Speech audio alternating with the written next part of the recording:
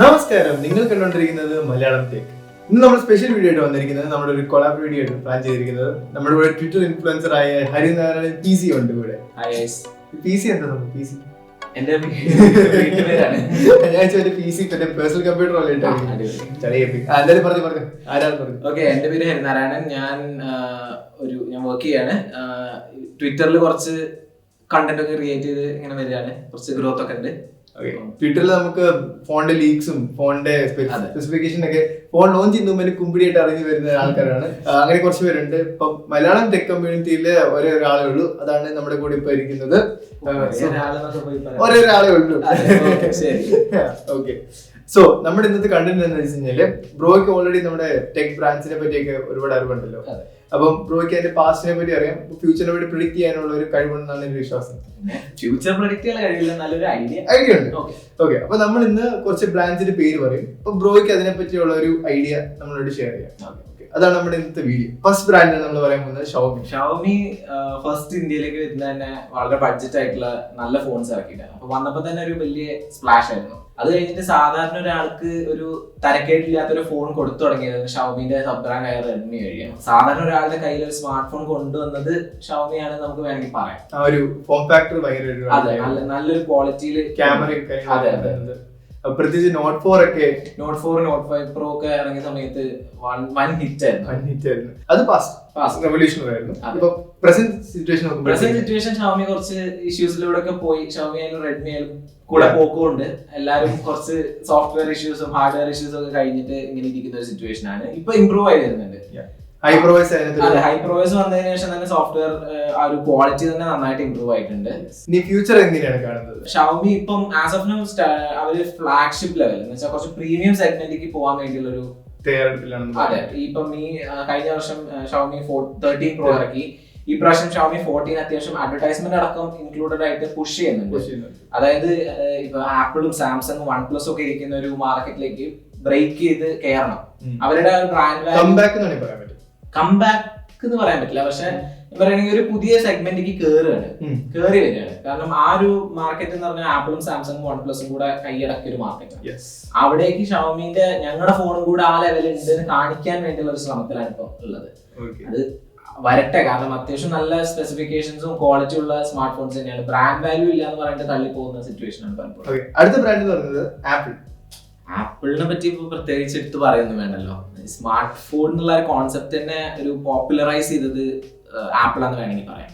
മുന്നേ ഉണ്ടായിരുന്നു smart phones, പക്ഷെ ഒരു ആൾക്കാർക്ക് യൂസബിൾ ആയിട്ടുള്ള ആക്സസിബിൾ ആയിട്ടുള്ള രീതിയിൽ കൊണ്ടുവന്നത് ആപ്പിളാണ്. ഇപ്പൊ നമ്മൾ കാണുന്ന സ്മാർട്ട് ഫോൺസും ഫസ്റ്റ് ആപ്പിൾ അതെ, ആ ഒരു ഫോം ഫാക്ടറും പിന്നെ ആ ഒരു ആപ്ലിക്കേഷൻ എന്നുള്ള ഒരു കോൺസെപ്റ്റും എല്ലാം ഒരു മെയിൻ സ്ട്രീം ലെവലിലേക്ക് ആപ്പിളിന്റെ ഒരു കഴിവ് അതാണ്. പല സാധനങ്ങളും മെയിൻ സ്ട്രീമിലേക്ക് കൊണ്ടുവരാനുള്ള ഒരു കഴിവാണ്. അത് ഉണ്ടായിരുന്നു. പിന്നെ കുറച്ച് എക്സ്പെൻസീവ് സൈഡാണ്, കാരണം എല്ലാം പ്രീമിയം പ്രോഡക്ട്സ് ആണ് ആപ്പിളിൻ്റെത്. അങ്ങനെ വളരെ ബഡ്ജറ്റ് ഫ്രണ്ട്ലി ആയിട്ടുള്ളത് അവർ ഉദ്ദേശിക്കുന്നില്ല, അവരുടെ പ്ലാനേ ഇല്ല. അത് ഫ്യൂച്ചറിലേക്ക് പറയുകയാണെങ്കിൽ ഇപ്പം നമ്മൾ നോക്കുകയാണെങ്കിൽ ആപ്പിൾ വിഷൻ പ്രോ നമ്മൾ നോക്കണ്ട, അത് വേറൊരു ഫോർക്കാണ്. ഐഫോണിന്റെ സിറ്റുവേഷൻ ഫോൾഡബിൾസ് വരാനുള്ള ഒരു സാധ്യത ഉണ്ട്. ഇപ്പൊ അടുത്തല്ല, ഒരു 2025 ഇപ്പൊ അടുത്തു 27 ആ ഒരു റേഞ്ചിലേക്കൊക്കെ നോക്കുമ്പോൾ ഫോൾഡബിൾസ് വരാനുള്ള ചാൻസ് ഉണ്ട്. ഐപാഡിലാണ് ഫോൾഡബിൾസ് കൊണ്ടുവരുമ്പോൾ അത് കഴിഞ്ഞിട്ട് പിന്നെ പതുക്കെ ഫോണിലേക്ക് വരായിരിക്കും. എപ്പോഴും എന്ത് ടെക്നോളജി വന്നാലും ചാടിക്കേറി വീഴാത്തൊരു ബ്രാൻഡാണ് ആപ്പിള്. ക്രീസ് ആണ് ആപ്പിളിന്റെ ഏറ്റവും വലിയൊരു എന്താ പറയാ ടെക്നിക്കൽ ഡിഫിക്കൽട്ടി. ഇപ്പൊ അവർക്ക് പെർഫെക്ഷൻ കാരണം ക്രീസ് താല്പര്യമില്ല. അപ്പൊ ക്രീസ് ഇല്ലാത്ത രീതിയിൽ ഉണ്ടാക്കാൻ വേണ്ടി LG ആയിട്ടും സാംസങ് ആയിട്ടും നല്ലോണം കൊളാബറേറ്റ് ചെയ്ത് പോകുന്നുണ്ട്. അടുത്ത ബ്രാൻഡിലേക്ക് സാംസങ് ഇപ്പൊ ഒറ്റയ്ക്ക് പറയുകയാണെങ്കിൽ S സീരീസ് ആണ് എല്ലാവർക്കും പോപ്പുലർ ആയിട്ടുള്ളത്. പാസ്റ്റിലേക്ക് നോക്കുകയാണെങ്കിൽ സാംസങ് നമ്മൾ ഈ ആൻഡ്രോയിഡ് കുറച്ചുകൂടെ പോപ്പുലറൈസ് ചെയ്ത് സാംസങ് ആണോ എന്നൊരു ഡൗട്ട് ഉണ്ട്.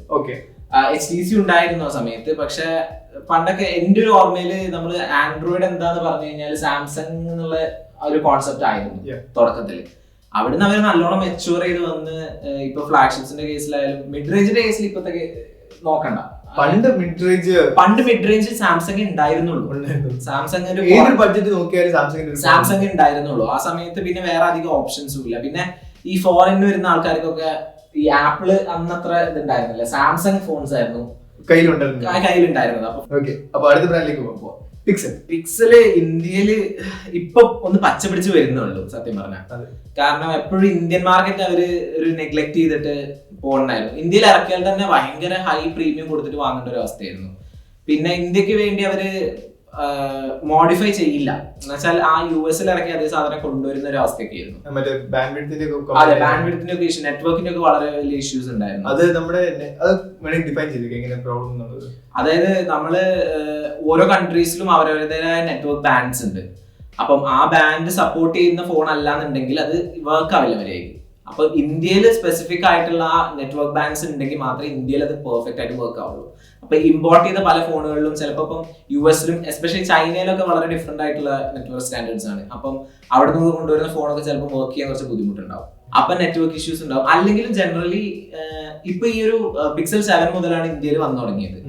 അപ്പൊ അപ്പോഴാണെങ്കിൽ ഇവര് ടെൻസറിലേക്ക് മാറുകയും ചെയ്തിട്ടുണ്ട്. ടെൻസറിന്റെ കഥ വേറെ ഒന്നാണ്. സംഭവം AI ഫീച്ചേഴ്സ് ഒക്കെ കൊണ്ടുവന്നെങ്കിലും പെർഫോമൻസിന്റെ കാര്യത്തിലും എഫിഷ്യൻസിന്റെ കാര്യത്തിലും ഇപ്പോഴും ബാക്കിയുള്ളവരുടെ അടുത്ത് എത്തിയിട്ടില്ല. ബഡ്ജറ്റ് വെച്ച് നോക്കുമ്പോൾ ഒരു മിഡ് റേഞ്ച് പെർഫോമൻസ് ആണെന്ന് വേണമെങ്കിൽ പറയാം. പിക്സലിന്റെ ഫ്യൂച്ചർ പറഞ്ഞാൽ എനിക്ക് തോന്നുന്നില്ല അവർ കൂടുതൽ ഹാർഡ്വെയറിലേക്ക് ഫോക്കസ് ചെയ്യുന്നത്. ഇപ്പൊ പോണ മാതിരി തന്നെ ആ ഒരു പെർഫെക്റ്റ് സോഫ്റ്റ്വെയർ അവർക്ക് കൊണ്ട് കാണിക്കാനുള്ള, വേൾഡിൽ ഷോക്കേസ് ചെയ്യാനുള്ള ഒരു പ്ലാറ്റ്ഫോമാണ് പിക്സല്. അപ്പൊ അവർക്ക് അത് ഒരു മിഡ് റേഞ്ച് അല്ലെങ്കിൽ അപ്പർ മിഡ് റേഞ്ച് ലെവലാണ് തോന്നിയാലും ആൾക്കാർക്ക് അത് ഓക്കെയാണ്. കാരണം ആൾക്കാർക്ക് വേണ്ടത് ആ സോഫ്റ്റ്വെയർ എക്സ്പീരിയൻസ് ആ. പിക്സൽ വാങ്ങുന്ന ഒരാൾ ഒരിക്കലും ഗെയിമറോ അല്ലെങ്കിൽ അങ്ങനത്തെ ഹെവി മൾട്ടി ടാസ്കിങ് ആൾക്കാരൊന്നും അല്ല. ഞാനിപ്പോ ഒരു കാര്യം പറയാം, ഒരു റെയർ കേസ്. പിക്സല് ടെൻസർ തന്നെ ചെയ്യുക, പക്ഷെ എക്സിനോസ് ബേസ്ഡ് അല്ല, സ്നാപ്ഡ്രാഗൺ ആണെങ്കിൽ അത് ഇനി വരാൻ പോകുന്ന G4 ഉണ്ട്. G5 മുതൽ TSMC ആണ് മാനുഫാക്ചർ ചെയ്യുന്നത് കേൾക്കുന്നുണ്ട്. അപ്പൊ സ്നാപ്ഡ്രാഗൺ ബേസ്ഡ് അല്ല, പക്ഷെ കുറച്ചും കൂടെ നല്ലൊരു പ്രോസസ്സിലാണ് വർക്ക് ചെയ്യുന്നത്. അപ്പം ചിലപ്പം എഫിഷ്യൻസി ഗെയിൻസ് ഉണ്ടാവും. അപ്പൊ നമ്മൾ നോക്കുകയാണെങ്കിൽ 8 Gen 1 കഴിഞ്ഞിട്ട് 8+ Gen 1ലേക്ക് പോയപ്പോഴത്തേക്കുള്ള എഫിഷ്യൻസി ഗെയിൻ രണ്ടും വേറെ ജനറേഷൻ ലീപ്പ് ആയിരുന്നു. അത് കഴിഞ്ഞിട്ട് 8 Gen 2ലേക്ക് പോയി, പിന്നെ 8 Gen 3ലേക്ക് പോയി. അതൊക്കെ ഭയങ്കര ഡിഫറൻസ് ആയിരുന്നു. OnePlus ബഡ്ജറ്റ് ഫോണിന്റെ കിങ് ആയിരുന്നു. എന്ന് വെച്ചാല് ഫ്ലാഗ്ഷിപ്പ് കില്ലർ, അതായിരുന്നു അവരുടെ ടാഗ് ലൈൻ. അതിന്നൊക്കെ മാറി ഇപ്പൊ പക്ക ഫ്ലാഗ്ഷിപ്പ് ആയിട്ടുണ്ട്. അതൊരു നാച്ചുറൽ പ്രോഗ്രഷൻ. ഒരിക്കലും ആ ഒരു എന്തൂസിയസ് ബ്രാൻഡിനെ മാത്രം ഫോക്കസ് ചെയ്തിട്ട് ഒരു ബ്രാൻഡിന് നിൽക്കാൻ പറ്റില്ല. ഇപ്പൊ വരുന്ന നത്തിങ് ഫോൺ ആണെങ്കിലും എനിക്ക് തോന്നുന്നില്ല അധികം കാലം ഇങ്ങനെ ഒരു ലെവലിൽ നിൽക്കുന്നു. അവരും മെയിൻ സ്ട്രീമിലേക്ക് പോകേണ്ടി വരും. അതെ, അതെ, കാർപ്പയും പീറ്റിലാവും തുടങ്ങിയത്. ഇപ്പൊ അവര് സ്പ്ലിറ്റ് ആയി വേറെ വേറെ വഴിക്ക് പോയി. ഇപ്പോഴത്തെ കേസിൽ OnePlusന് ഒരു ഇഷ്യൂ ഉണ്ടായിരുന്നപ്പോഴാന്ന് വെച്ചാൽ ആ കളർ വോയിസ് ആയിട്ടുള്ള മെർജർ ഉണ്ടായിരുന്നല്ലോ, അതില് കുറെ ഫാൻസിന് ഭയങ്കര ഇഷ്യൂസ്. അതെ അതെ, അവരത് ലൈക്ക് OnePlusന് കുറച്ച് ഐഡന്റിറ്റി ഫീച്ചേഴ്സ് ഉണ്ടായിരുന്നു, അതൊക്കെ അവര് നെഗ്ലക്ട് ചെയ്ത് കളഞ്ഞപ്പോഴത്തേക്കും അവരും ബാക്കി ബ്രാൻഡ്സും തമ്മിൽ എന്താണ് വ്യത്യാസം എന്നുള്ള ആ ഒരു സംഭവം. ഈ കളർ വോയിസിലേക്ക് മാറിയ സമയത്ത് കുറച്ച് ഇഷ്യൂസ് ഉണ്ടായിരുന്നെങ്കിലും ഇപ്പം കുറച്ചും കൂടെ സ്റ്റേബിൾ ആയിട്ടുണ്ട്. പണ്ടത്തെ ഒരു OnePlusന്റെ ഫീൽ ഇല്ലാന്ന് ഇപ്പോഴും പണ്ടത്തെ യൂസേഴ്സ് പറയുന്നുണ്ട്. പക്ഷെ OnePlusന്റെ ഓഡിയൻസ് മാറി, എന്ന് വെച്ചാൽ അവരുടെ എയിം മാറി. ഇപ്പം കുറച്ചും കൂടെ മെയിൻ സ്ട്രീം ആയിട്ടാണ് വേണ്ടത്. അതെ, അപ്പൊ പിന്നെ മെയിൻ സ്ട്രീമിലേക്ക് നോക്കുമ്പോൾ അവർ അതിനനുസരിച്ചുള്ള ചേഞ്ചസ് ഉണ്ടാവും. ആഫ്റ്റർ ഓൾ കമ്പനിക്ക് പ്രോഫിറ്റ് കിട്ടുക വേണ്ടത്. അപ്പൊ അതിന് വേണ്ടിയുള്ള സ്റ്റെപ്സ് അവരെടുക്കും. പണ്ട് OnePlus ഈ ഓൺലൈൻ OnePlus 1 ഒക്കെ ഇൻവൈറ്റ് ബേസിസിലായിരുന്നു. പക്ഷെ ഇപ്പം എല്ലാ മാർക്കറ്റിലും ഉണ്ട്. അപ്പൊ അതിനനുസരിച്ചുള്ള ചേഞ്ചസ് വരുത്താം. അതുപോലെ ഈ OnePlusന്റെ ഹാസൽബ്ലാഡിന്റെ ഇപ്പൊ നോക്കുകയാണെങ്കിൽ വിവോ സൈസ് ആയിട്ട് കൊളാബറേറ്റ് ചെയ്യുന്നുണ്ട്. ഓപ്പോ OnePlus ഹാസൽബ്ലാഡ്, പിന്നെ ഷവമി ലൈക്ക് ആയിട്ട്. ഇതില് ഏറ്റവും വീക്ക് ആയിട്ടുള്ളത് ഓപ്പോ ഹാസൽബ്ലാഡ് ആണെന്ന് എന്റെ ഒരു അഭിപ്രായം. ഓപ്പോ OnePlus അവര് ഹാസൽബ്ലാഡ് ആയിട്ടുള്ളത്. അപ്പം ഫസ്റ്റ് കൊളാബറേഷൻ ഐഡിയ കൊണ്ടുവന്നത് ഹാസൽബ്ലാഡും OnePlus ആയിട്ടല്ലേ? അല്ലല്ല, കൊളാബറേഷൻ ഓൾറെഡി ഹുവാവേയും ലൈക്കുമായിട്ട് പണ്ട് മുതലേ ഉള്ള ഒരു സാധനമാണ്. നോക്കിയന്റെ അതുണ്ടായിരുന്നു. പിന്നെ അതിന് മുന്നേ തന്നെ പണ്ട് നോക്കിയും സൈസും കൊളാബറേഷൻ ഉണ്ടായിരുന്നു. കൊളാബറേഷൻ പുതിയൊരു കോൺസെപ്റ്റ് അല്ല, പക്ഷെ ഇപ്പൊ അവര് കുറച്ചും കൂടെ ഹാർഡ്വെയർ സോഫ്റ്റ്വെയർ ലെവലിൽ ആ കൊളാബറേഷൻ കൊണ്ടുവരുന്നുണ്ട്. അതിൽ ഏറ്റവും ബെറ്റർ ആയിട്ട് ഇപ്പൊ എനിക്ക് ഫീൽ ചെയ്യുന്നത് വിവോയും സൈസും ആണ്. അത് വിവോന്റെ ഫോണുകളിൽ അവരുടെ സൈസ് കോട്ടിംഗ് ഒക്കെ ഉപയോഗിക്കുന്നുണ്ട്. അപ്പൊ ഗ്ലെയർ ഒക്കെ കുറയും, പിന്നെ ആ ഒരു ഒപ്റ്റിക്കൽ ക്ലാരിറ്റി കൂടുതലാണ്. റിസൾട്ട് കണ്ട ഡിഫറൻസ് ഫീൽ ചെയ്യുന്നുണ്ട്. പക്ഷെ ഓപ്പോന്റെ കേസിൽ അത് ഒരു കംപ്ലീറ്റ് ആയിട്ട് യൂസ് ചെയ്യാൻ പറ്റിയില്ല എന്നോ എന്തോ ഒരു മിസ്സിംഗ് ആയിട്ട് ഫീൽ ചെയ്യുന്നു എപ്പോഴും. OnePlusന്റെ ഫ്യൂച്ചർ എന്ന് പറഞ്ഞാല് OnePlus ഇപ്പൊ എസ്റ്റാബ്ലിഷ് ആയിട്ടുണ്ട് ഒരു പ്രീമിയം സ്മാർട്ട് ഫോൺ എന്നുള്ള രീതിയിൽ. ഒരു ഫ്ലാഗ്ഷിപ്പ് ഒരു വില കുറഞ്ഞ് കിട്ടണമെന്നുണ്ടെങ്കിൽ ആൾക്കാർ ആദ്യം അവസാനമായിട്ട് നോക്കുക മിക്കവാറും OnePlus ആവും. വിവോയും ഷവമി പോലും ആൾക്കാർ അധികം നോക്കുന്നില്ല. പറയുമ്പോൾ ചിലപ്പോൾ വിവോയിലും ഷവമിയിലും ബെറ്റർ സ്പെസിഫിക്കേഷൻ ഉണ്ടാവും. അതെ, ആൾക്കാർ സോഫ്റ്റ്വെയറും ബ്രാൻഡ് വാല്യൂ ഒക്കെ കൂടെ നോക്കുമ്പോൾ OnePlusക്ക് വരും. OnePlus ഒരിക്കലും മോശം ഫോൺ ആവുന്നില്ല. അപ്പൊ OnePlusന്റെ കേസിൽ ഒരു നല്ലൊരു ഫ്ലാഗ്ഷിപ്പ് ഫോൺ തന്നെയാണത്. അത് ഇനി നന്നാവുന്നേ ഉള്ളൂ. കാരണം 11 കഴിഞ്ഞ് 12ലേക്ക് അത്യാവശ്യം ബെറ്റർ ആയിട്ടുണ്ട്.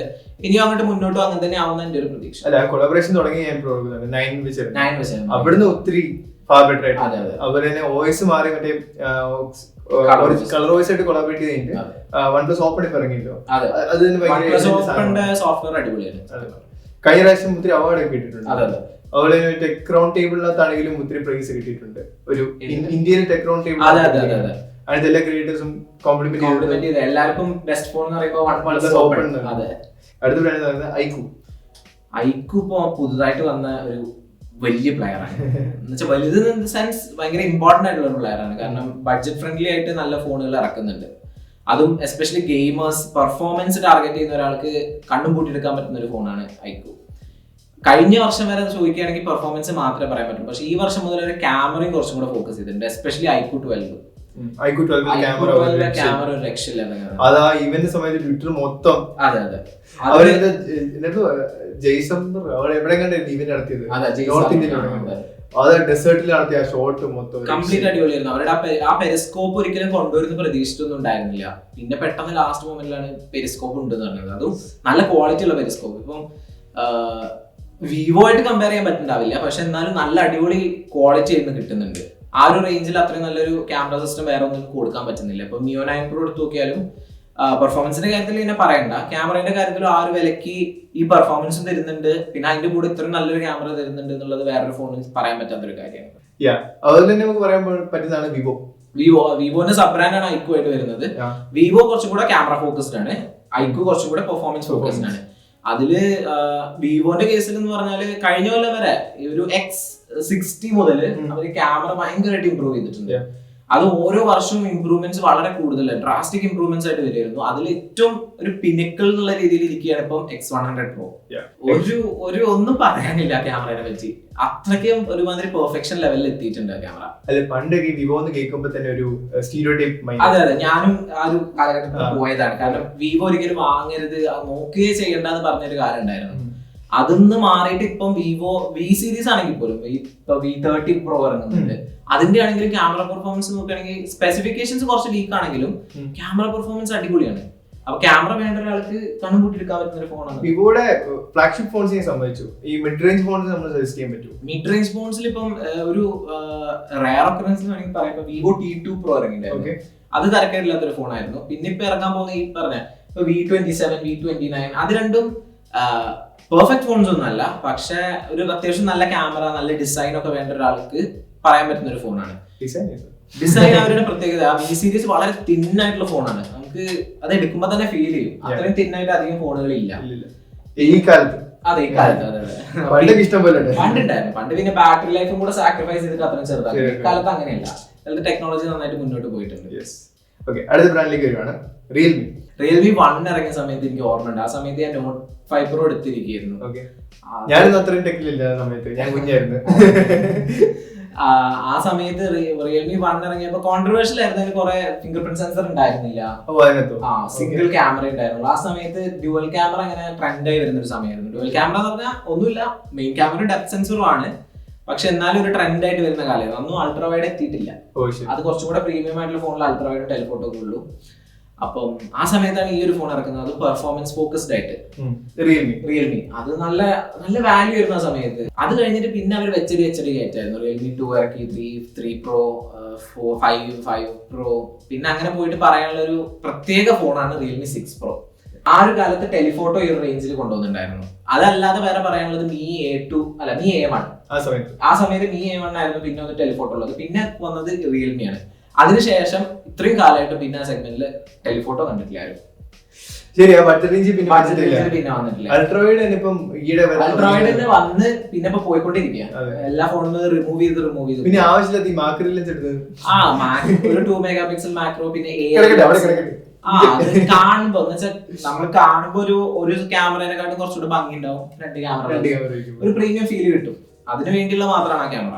അതെ. അപ്പം അടുത്ത ബ്രാൻഡ് തന്നെയാണ് ഓപ്പോ. ഓപ്പോന്റെ കേസിൽ പറയുകയാണെങ്കിൽ പണ്ട് ഒരു മിഡ് റേഞ്ച് ലെവലിലൊക്കെ ഇങ്ങനെ ഓടിക്കൊണ്ടിരുന്ന ഫോണായിരുന്നു. ഞാൻ പറയാം ക്യാമറ ഫോൺ. സീരീസ് അങ്ങനെയായിരുന്നു.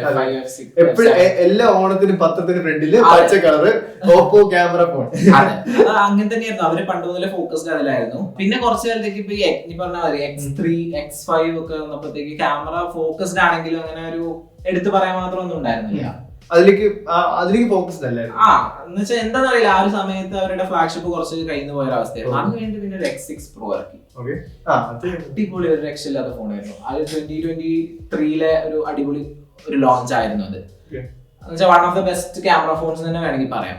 അത് കഴിഞ്ഞിട്ട് ഇപ്പൊ X7 Ultra ഇറക്കി. അത് പക്ഷെ ഒരു കറക്റ്റ് ഫോളോ അപ്പ് ആയിട്ട് ഫീൽ ചെയ്യുന്നില്ല. ഹാർഡ്വെയർ ഉണ്ട്, സോഫ്റ്റ്വെയർ പലപ്പോഴും ഒരു സോഫ്റ്റ്വെയർ ക്യാമറ സോഫ്റ്റ് അല്ല.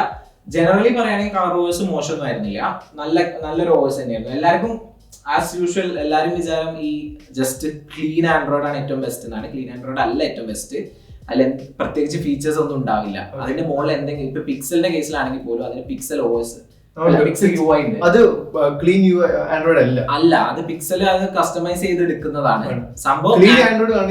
മോട്ടറോള അത്യാവശ്യം ക്ലീൻ ആണ്. പക്ഷെ എന്നാലും മോട്ടറോളന്റെ ഫീച്ചേഴ്സ് ഉണ്ട് അതില്. നമുക്ക് സാധാരണ ആൻഡ്രോയിഡ് എന്ന് പറഞ്ഞാൽ AOSP ആണ്, ആൻഡ്രോയിഡ് ഓപ്പൺ സോഴ്സ് പ്രോഗ്രാം. അത് ഒന്നും ഉണ്ടാവില്ല, ബെയർ ബോൺസ് ആണ്. അതിന്റെ മുകളിൽ എന്തെങ്കിലും ബിൽഡ് ചെയ്താലേ ബാക്കി ഫീച്ചേഴ്സ് വരുള്ളൂ.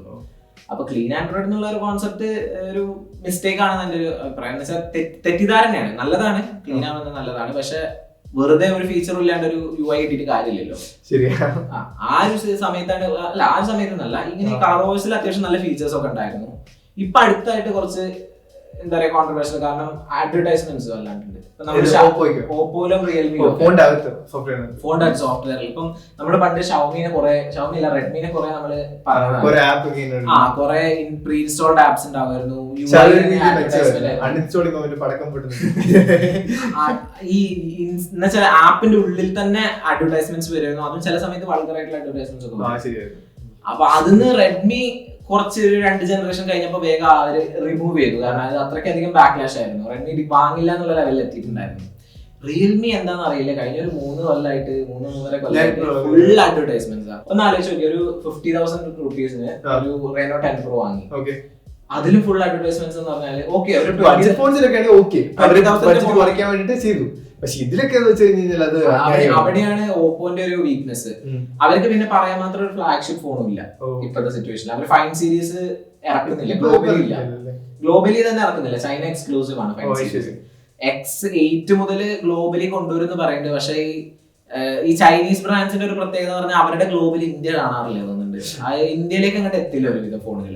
അടുത്ത ബ്രാൻഡിലേക്ക് വരാം, മോട്ടറോള. ഇത് നേരത്തെ പറഞ്ഞ മാതിരി ക്ലീൻ സോഫ്റ്റ്വെയറിന്റെ ആളായിരുന്നു മോട്ടറോള. ഇപ്പൊ പക്ഷെ അതിലും അഡ്വർടൈസ്മെന്റ് ആയി തുടങ്ങി. പിന്നെ പ്രീ ഇൻസ്റ്റാൾഡ് ആപ്സും വന്നു.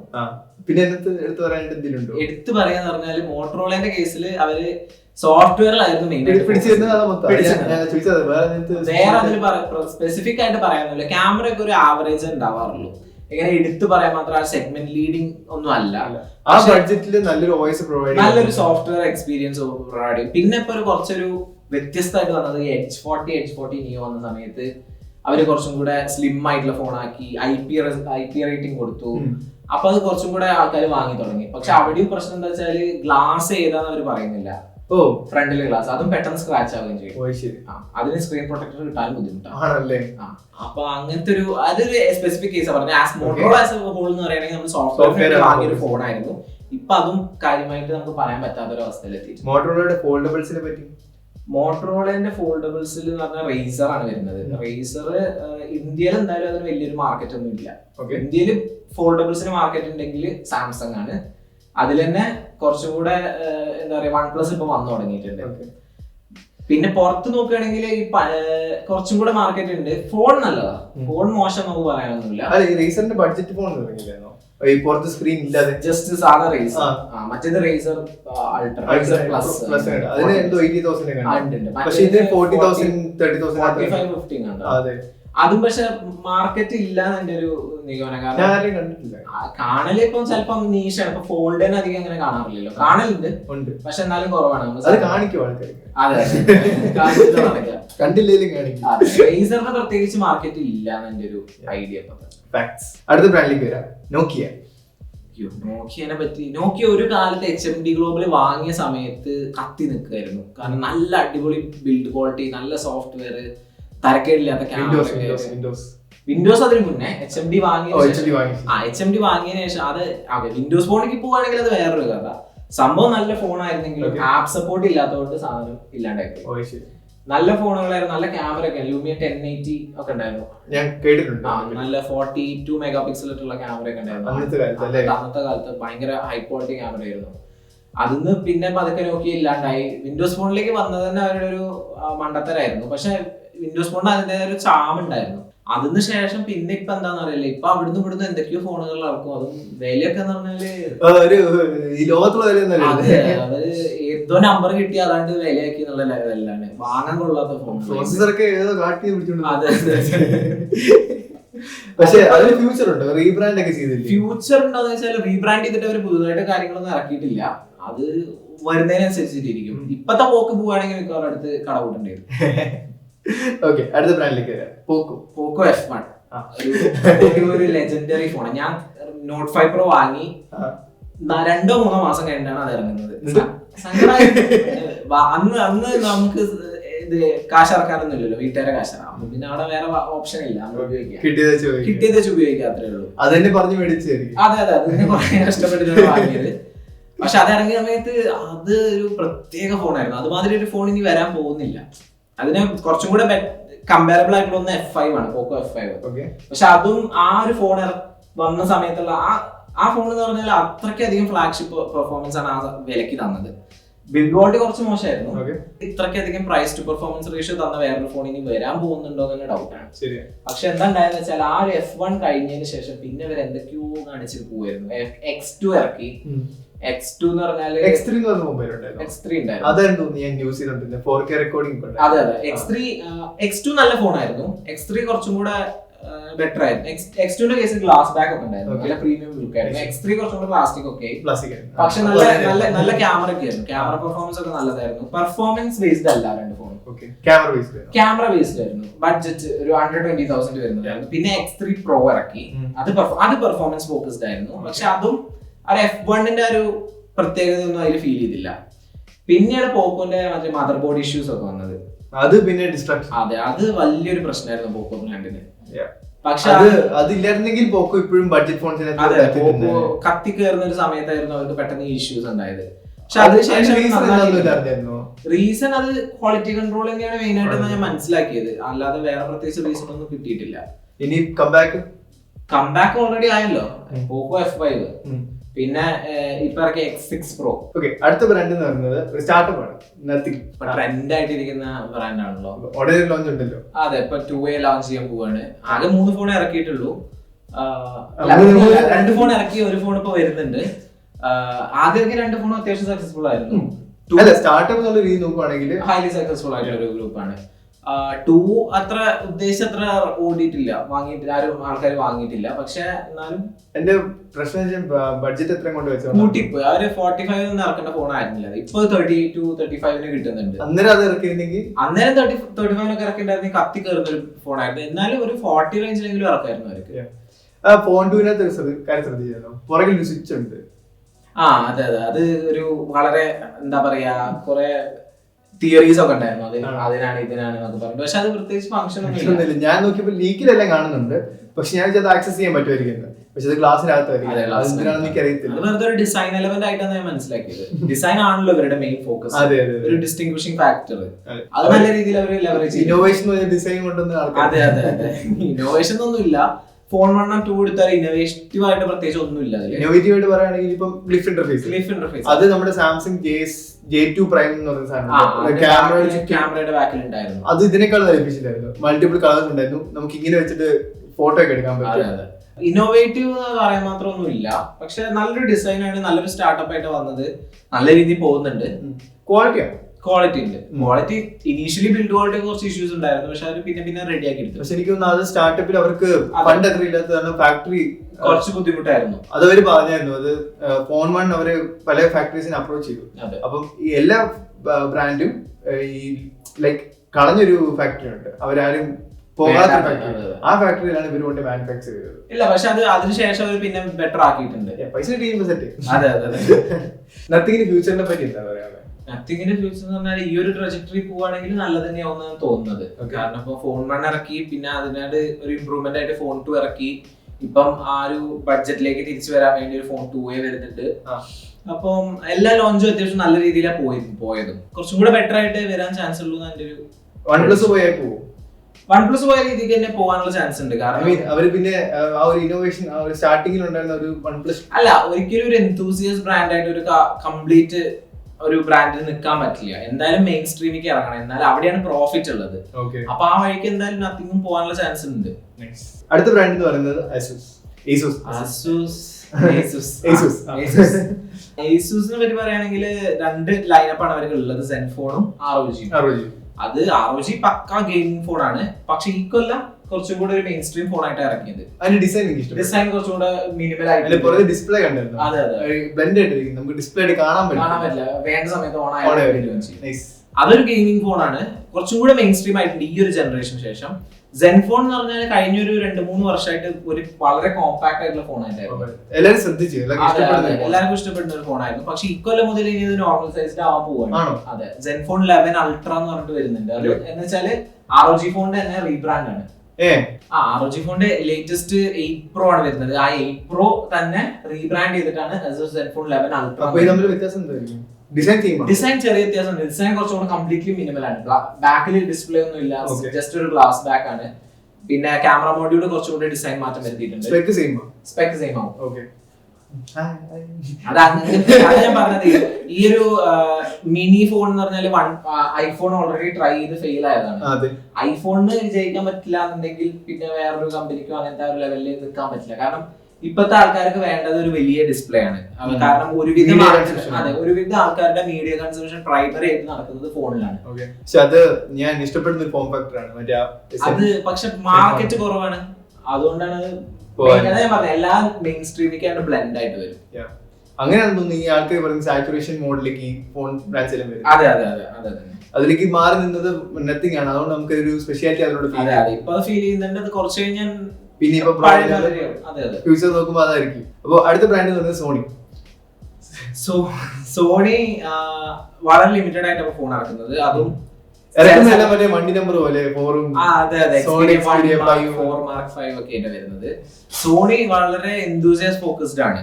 എന്ന് വെച്ചാൽ അവരുടെ ലൈനപ്പ് അവര് വളരെ എക്സ്പെൻസീവ് ആണ്, വളരെ അത്യാവശ്യം നല്ല ഫീച്ചേഴ്സ് ആണ്. അവരുടെ ക്യാമറാസ് ഒക്കെ ഈ ടെലിഫോട്ടോ ലെൻസ് തന്നെ വേരിയബിൾ സൂം വരുന്നത് അവരാണ്. ക്യാമറ സെറ്റിംഗ്സ് നമ്മുടെ ഈ ആൽഫ സീരീസ് ഡയറക്റ്റ് ഇമ്പോർട്ട് ചെയ്ത് കൊണ്ടുവന്നിരിക്കുകയാണ്. റെക്കോർഡ് ചെയ്യുമ്പോഴെല്ലാം ക്യാമറ കുറെ ആപ്പുകളുണ്ട്, നോർമൽ ആപ്പ് ഉണ്ട്, പിന്നെ പോരാത്തതിന് ക്യാമറ പ്രോ വീഡിയോ റെക്കോർഡ് ചെയ്യുന്നതിന് രണ്ട് ആപ്പൊക്കെ ഉണ്ട്. അപ്പം ഭയങ്കര ബോറാട്ടോ. ഞാനത് കണ്ടിട്ടുണ്ട്. എന്റെ ചേട്ടൻ അതാ മാർക്ക് 15 അങ്ങനത്തെ പേരും കണ്ട. അപ്പൊ ഒരു വൈറ്റ് ഡിസൈൻ, നല്ല ഡിസൈനും പക്കയാണ്, ബിൽഡ് ക്വാളിറ്റിയും പക്കയാണ്. പക്ഷെ ആ ഒരു സോഫ്റ്റ്വെയർ വൈസ് എന്തോ ഒരു ലാക്ക് ചെയ്യുന്നതായിട്ട് എനിക്ക് തോന്നുന്നത്. ഒരു ബാക്കി ഫോൺസിന്റെ സോഫ്റ്റ്വെയർ വെച്ച് നോക്കുമ്പോഴത്തേക്കും ആ ഒരു പോയിന്റിലേക്ക് എത്തിയിട്ടില്ല. അവര് കുറച്ചും കൂടെ എന്താ പറയാ ഈ സോണി ഇക്കോസിസ്റ്റം എന്നുള്ള രീതിയിൽ ഉണ്ടാക്കാൻ നോക്കിയതാണ്. എന്നുവെച്ചാൽ ഈ സോണി ക്യാമറ ഉള്ള ഒരാൾ ഈ ഒരു ഫോൺ പ്രിഫർ ചെയ്യുന്നുള്ള രീതിയിൽ. അത് എത്രത്തോളം സക്സസ്ഫുൾ എന്ന് എനിക്കറിയില്ല. പിന്നെ മനസ്സിലാക്കിയത്തോളം അവരതൊരു പ്രോഫിറ്റ് എന്നുള്ള രീതിയിലല്ല ഇറക്കുന്നത്. ഇങ്ങനെ ഒരു പ്രോഡക്റ്റ് ഉണ്ട്, ഞങ്ങൾക്ക് ഇങ്ങനെ ചെയ്യാൻ പറ്റും എന്നുള്ള ഒരു രീതിയിൽ കാണിക്കാൻ ഒരു ഷോക്കേസ്. ഇവരെല്ലാം മറ്റേ ഈ ഫോൺ നമ്മുടെ ക്യാമറ കണക്ട് ചെയ്തിട്ട് 4K എക്സ്പീരിയ പ്രോ ആയി അങ്ങനത്തെ സംഭവമൊക്കെ ഉണ്ട്. പിന്നെ ഇന്നത്തെ സ്പെക് പറഞ്ഞ പോലെ തന്നെ ഈ റേഷ്യോ വരുന്നത് 21:9. നമ്മൾ TV റിമോട്ട് പിടിക്കുന്ന നീണ്ടൊരു ആസ്പെക്ട് റേഷ്യോ ആണ്. പിന്നെ സോണിയുടെ ഫോൺസ് എന്ന് പറയാനുള്ള ഹെഡ്ഫോൺ സ്റ്റാക്ക് ഇപ്പോഴും ഉണ്ട്. അത് അവര് വളരെ പ്രൗഡ് ആയിട്ട് കൊണ്ടുനടക്കുന്ന ഒരു കാര്യം. അത് അങ്ങനത്തെ സംഭവം വരുമെന്ന് ഇതിൽ വിചാരിച്ചില്ല. അല്ല, അവരെ മാറ്റം തോന്നുന്നില്ല. കാരണം അത് അത്രയ്ക്ക് എന്തൂസിയാസ്റ്റ് ഫോക്കസ് ഇല്ല. അതെ അതെ. പിന്നെ ഒരു കഴിഞ്ഞൊരു 5 കൊല്ലമായിട്ട് ഒരേ ഡിസൈൻ ആണ്, ഒരു മാറ്റമില്ല. അത് കൺഫ്യൂഷൻ വരുന്നത് ഏതാണ് പുതിയ ഫോൺ ഏതാണ് പഴയ ഫോൺ മനസ്സിലാക്കില്ല. അതൊരു രീതി നല്ലതാണ്. പഴയ ഫോൺ മേടിച്ചാലും പുതിയ ആരും ചോദിക്കത്തൊന്നുമില്ല. പിന്നെ പറയാനുള്ളത് അവരുടെ കറേജ് മറ്റേ ബോക്സിനകത്തൊന്നും എടുത്ത് കളഞ്ഞത്. അയ്യോ, ബോക്സിൽ ഫോൺ മാത്രമേ ഉള്ളൂ, യൂസർ മാനുവൽ പോലും ഇല്ല. ഇതിന്റെ ബോക്സ് കൊടുത്തത് അറിയത്തില്ല. ചാർജർ എടുത്ത് കളഞ്ഞപ്പോ തന്നെ ആൾക്കാർക്ക് ഇഷ്ടമായിട്ടില്ല. ഇതിപ്പോ ചാർജർ കേബിളും ഇല്ല, ഒന്നും സിംജിറ്റി ടൂൾ പോലും ഇല്ല, ജസ്റ്റ് ഫോൺ മാത്രമേ കിട്ടുള്ളൂ. അല്ല, ഇതിന് സിംജിറ്റി ടൂൾ വേണ്ടെന്ന് തോന്നുന്നു. വേണ്ട, ഇതിന്റെ ഓപ്പൺ നമുക്ക് കൈ കൊണ്ട് തന്നെ ജസ്റ്റ് ഓപ്പൺ ചെയ്യാം, പ്രസ് ചെയ്ത് തുറക്കുന്ന. അതെ അതെ അതെ, പ്രത്യേക മെക്കാനിസം. അതൊക്കെ നൈസ്. എന്നിട്ടും അത് IP68 റേറ്റിംഗ് ഉണ്ട്. ഫോൾഡബിൾസ് എന്ന് പറയുമ്പോൾ ഇപ്പൊ പ്ലേയേഴ്സ് ആയിട്ട് വരുന്നത് മെയിൻ ആയിട്ട് സാംസങ് ആണ്, പിന്നെ OnePlus, പിക്സൽ, മോട്ടറോള, പിന്നെ ഇതിന്റെ ഇടയിൽ കൂടെ ഒരു ചെറിയ ബ്രാൻഡ് ടെക്നോ ഒരു ഫോൾഡബിൾ ആയിട്ട് കണ്ടിട്ടുണ്ടായിരുന്നു. സക്സസ്ഫുൾ ഒന്നും പറയാൻ പറ്റില്ല, പക്ഷെ ഒരു വില കുറഞ്ഞിട്ട് ഒരു ഫോൾഡബിൾ ഫ്ലിപ്പ് ഫോം ഫാക്ടറിൽ കൊണ്ടുവരാൻ പറ്റുമെന്ന് കാണിച്ചു തന്നതാ ടെക്നോ. അതെ, അത്രേ ഉള്ളൂ. മെയിൻ ആയിട്ട് പറയുകയാണെങ്കിൽ ഇപ്പം എനിക്ക് പേഴ്സണൽ ആയിട്ട് ഇഷ്ടം OnePlus ഓപ്പൺ അടിപൊളി ഒരു ഫോണാണ്. വെച്ചാല് നല്ലൊരു ഫോം ഫാക്ടർ ആണ്. ഫസ്റ്റ് ടൈം അവർ ഇറക്കിയപ്പോ തന്നെ അവർ ഇത്രയും അടിപൊളി. അതെ അതെ അതെ, സാംസങ്ങിന് വർഷങ്ങൾ വേണ്ടി ആ ഒരു പോയിന്റിലേക്ക് എത്താൻ വേണ്ടി. ഓപ്പോന്റെ ഫൈൻഡ് N3 ഫ്ലിപ്പ് അല്ല, ഫൈൻഡ് N3ന്റെ റീബ്രാൻഡ് ആണ് OnePlus ഓപ്പൺ. അപ്പം ഓപ്പോ 2-3 ജനറേഷൻ ആയിട്ട് ട്രൈ ചെയ്യുന്നുണ്ട്. ഓപ്പോ ഫൈൻഡ് N ഉം ഫൈൻഡ് N2 കുറച്ചും കൂടെ ചെറിയൊരു കോമ്പാക്ട് സ്ക്വയർ അല്ല, കുറച്ചും കൂടെ സ്ക്വയറിഷ് ആണ്, കുറച്ചും കൂടെ ക്യൂട്ട് ആയിട്ടുള്ള ഒരു ഡിസൈൻ ആയിരുന്നു. എനിക്ക് ആ ഡിസൈൻ ഭയങ്കര ഇഷ്ടമായിരുന്നു. യൂസ് ചെയ്യാനുള്ളതൊന്നും കിട്ടിയിട്ടില്ല. പിന്നെ പറയുകയാണെങ്കിൽ സാംസങ് പിന്നെ ഒരു എസ്റ്റാബ്ലിഷ്ഡ് പ്ലെയർ ആണ്. അവരെ ഫസ്റ്റ് ടൈം ആദ്യം കൊണ്ടുവന്നത് പ്ലൈ എന്ന് പറഞ്ഞ ഒരു ബ്രാൻഡ് കണ്ടിരുന്നു, ഓപ്പൺ പൈ അങ്ങനത്തെ ഒരു കേൾക്കാത്തൊരു ബ്രാൻഡ്. അതൊരു വലിയൊരു ഹിഞ്ചൊക്കെ. അതെ, അതൊരു കാര്യമായിട്ട് നമ്മൾ നോക്കേണ്ട ഒരു ഫോൺ അല്ല. അത് കഴിഞ്ഞിട്ട് നല്ലൊരു പ്രോപ്പർ ഫോൺ ആയിട്ട് കൊണ്ടുവന്നത് സാംസങ്. അതിന് തന്നെ ഇഷ്യൂസ് ഉണ്ടായിരുന്നു, പക്ഷെ അതൊക്കെ ഒരു പെട്ടെന്ന് അടുത്ത ജനറേഷൻ ആയപ്പോഴത്തേക്ക് 5 ജനറേഷൻ ആയി. അത്യാവശ്യം റിഫൈൻഡ് ആയിട്ടുള്ള ഒരു എക്സ്പീരിയൻസ്. പക്ഷെ ഒരു എന്താ പറയാ, ഇന്നോവേഷൻ എന്നുള്ള ഇത് കഴിഞ്ഞു. അവര് ഇപ്പൊ ഫോക്കസ് ചെയ്യുന്ന റിഫൈൻമെന്റിലാണ്. ഇപ്പം കഴിഞ്ഞ 3 ജനറേഷൻ എടുത്തു നോക്കിയാലും ഭയങ്കര വലിയ മാറ്റങ്ങളൊന്നുമില്ല. അവര് പ്രത്യേക ആസ്പെക്ട് റേഷ്യോ ആണ്. ഇപ്പൊ നേരത്തെ സോണിനെ പറഞ്ഞ മാതിരി റിമോട്ട് പിടിക്കുന്ന ഒരു ഫീലാണ് അവർ ക്ലോസ് ചെയ്ത് കഴിഞ്ഞാല്. എന്നിട്ട് ഓപ്പൺ ചെയ്ത് കഴിഞ്ഞാൽ കുറച്ചും കൂടെ ബെറ്റർ ആസ്പെക്ട് റേഷ്യോ ആണ്. അത് ഓരോരുത്തരുടെ ഇഷ്ടം അനുസരിച്ചിരിക്കും. എനിക്ക് പേഴ്സണലി അടയ്ക്കുമ്പോൾ ഒരു സാധാ ഫോണിന്റെ ഫീൽ നല്ലത്. പിന്നെ നമുക്ക് ആർട്ടിക്കിൾസ് ഒക്കെ വായിക്കേണ്ടി വന്നു കഴിഞ്ഞാൽ അതെ, തുറന്നിട്ട് ഫുള്ള് നമുക്ക് യൂസ് ചെയ്യാനും പറ്റും. അത് MKBHD മറ്റേ പിക്സൽ ഫോൾഡ് യൂസ് ചെയ്തപ്പോൾ പറഞ്ഞായിരുന്നു. ഏറ്റവും ലൈക് ഡെയിലി ഡ്രൈവ് ആയിട്ട് കൊണ്ടുവന്നത് പിക്സൽ ഫോൾഡ് ആയിരുന്നു. പക്ഷെ ഇടയ്ക്ക് മറ്റേ ഈ ആർട്ടിക്കിൾസ് ഒക്കെ വായിക്കേണ്ട റെയർ കേസ് വരുമ്പോൾ മാത്രം ഗാലറി ഒക്കെ എക്സ്പ്ലോർ ചെയ്യാൻ വേണ്ടി മാത്രം ഓപ്പൺ ചെയ്താൽ മതി. ഇപ്പൊ ആസ്പെക്ട് റേഷ്യോന്റെ കാര്യം പറയുകയാണെങ്കിൽ സാംസങ് ആണ് ഏറ്റവും മോശം ഒരു ആസ്പെക്ട് റേഷ്യോ എന്ന് വെച്ചാൽ എക്സ്റ്റേണൽ ഡിസ്പ്ലേ. കാരണം ഒരു നീണ്ടൊരു ഫോൾഡിന്റെ കുറച്ച് നീണ്ടൊരു ആസ്പെക്ട് റേഷ്യോ. ഇപ്പൊ ടൈപ്പ് ചെയ്യാനൊക്കെ പുറത്ത് എക്സ്റ്റേണൽ ഡിസ്പ്ലേ കുറച്ചും കൂടി ഡിഫിക്കൽട്ടാണ്. പക്ഷെ ചിലവർ പറയുന്നുണ്ട് കാരണം ഒരു ഹാൻഡിൽ യൂസ് ചെയ്യാൻ പറ്റുന്നതുകൊണ്ട് ടൈപ്പ് ചെയ്യാൻ എളുപ്പമാണെന്ന് പറയുന്നുണ്ട്. അതുപോലെ തന്നെ മറ്റേ ഓണർ X-Mate എന്ന് പറഞ്ഞിട്ടൊരു ഓണറിന്റെ Mate X3 അത് വളരെ ഭയങ്കര തിന്നാണ്. അത് അവരുടെ ബാറ്ററിന് ഒരു ക്രെഡിറ്റ് കാർഡിന്റെ ഒരു വളരെ തിന്നാണ്. അത് ഒരു പ്രത്യേക ടൈപ്പ് പോളിമർ ഒക്കെ യൂസ് ചെയ്തിട്ട് ബാറ്ററി ഉണ്ടാക്കിയിരിക്കുന്നത്. നോക്കാം, വന്നു കഴിഞ്ഞാൽ ചിലപ്പോ പറയാൻ പറ്റില്ല. ഇതൊക്കെ ഇപ്പൊ പറഞ്ഞത് ഒന്നും വാലിഡ് അല്ലാത്തൊരു സിറ്റുവേഷൻ വരാൻ ചാൻസ് ഉണ്ട്. അടുത്ത മാസം ഈ വീഡിയോ പറയാൻ പറ്റില്ല. നമ്മള് സ്മാർട്ട് ഫോൺ മാർക്കറ്റ് അത്രയും സ്പീഡിലാണ്. സ്മാർട്ട് ഫോൺ മാർക്കറ്റ് അല്ല, ഒരു ടെക്നോളജി തന്നെ അത്രയും സ്പീഡിലാണ് മുന്നോട്ട് പോകുന്നത്. കഴിഞ്ഞ കൊല്ലം പോസിബിൾ അല്ല എന്ന് വിചാരിച്ച പലതും ഇപ്പൊ നടക്കുന്നുണ്ട്. അപ്പം ഇപ്പത്തെ ഒരു കാര്യം നമുക്ക് സംസാരിക്കാൻ പറ്റത്തുള്ളൂ. പക്ഷെ എനിക്ക് ഈ വീഡിയോ എന്തോ അത്യാവശ്യമാണെന്ന് എനിക്ക് തോന്നി, ഒരു അപ്ഡേറ്റ് പോലെ. നീ അടുത്ത പോലെ നോക്കുമ്പോഴത്തേക്കിന് ഈ വീഡിയോ ഒരു മെസ്മറൈസിംഗ് ആയിരിക്കും. എത്രത്തോളം അഡ്വാൻസ്ഡ് അപ്ഡേറ്റ് നമുക്ക് ഇങ്ങനെ ചെയ്തോണ്ടിരിക്കും. സോ ഒരു പ്രത്യേകതരം എക്സ്പെരിമെന്റൽ വീഡിയോ ആണ് ഇത്. നിങ്ങൾക്ക് ഇഷ്ടപ്പെട്ടെന്ന് വിശ്വസിക്കുന്നു. അപ്പം thank you so much for coming. Thank you. ഇങ്ങനെ ഒരു പ്ലാറ്റ്ഫോം തന്നതിന് തന്നെ വളരെ താങ്ക്സ്. ഓക്കെ, എന്തായാലും നിങ്ങൾ പുള്ളിയുടെ ട്വിറ്റർ പേജ് ഫോളോ ചെയ്യണം. ഭയങ്കര യൂസ്ഫുൾ ആണ്. നിങ്ങളൊരു ടെക് നേർഡ് ആണെങ്കിൽ നിങ്ങൾ പ്രൂവ് ചെയ്യാനുള്ള കാര്യമാണ്. നിങ്ങൾ ട്വിറ്ററിൽ ഈ പുള്ളി ഫോളോ ചെയ്യുന്നുണ്ടെങ്കിൽ നിങ്ങൾ ടെക് നേർഡ് ആണ്. സോ എന്തായാലും ഫോളോ ചെയ്ത് നോക്കാം. അപ്പൊ മറ്റൊരു ടെക്നോളജി വീഡിയോ നമുക്ക് വീണ്ടും കണ്ടുപിടിക്കാം. Good bye.